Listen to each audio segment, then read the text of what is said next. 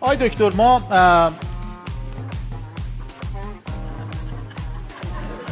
با خدا کار نکردم. چرا میخندن همه؟ این خانم که اصلا سابقه داره تکلیفش مشخصه، بقیه هم والا ما در جریان نیستیم. این برادر کوچیک ما محسن مدتیه در این منجلاب گرفتار شد، افتاده تو دام اعتیاد. ما 3-4 بارم خوابوندمش، کفایش زدم، بستمش به تخت. یه کاری بکنی پسر. چیکار کنم من؟ پسر کمکش کن که ایشون کنم. حالا بعد برنامه میام بیشتر سفره دلمه برات باز، تو رو به سیبیل کاظم قسم درست نیست پسر خودت روز به روز موفق تر باشه، این مرد روز به روز بیشتر فروغه. درست نیست.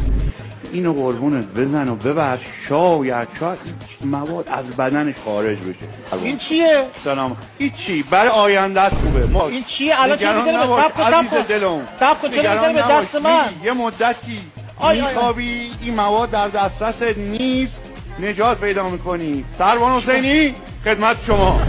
واقعا جناب سروان ممنونم. بله خواهش میکنم. خداحافظ کیایی و شاید خداحافظ اعتیاد.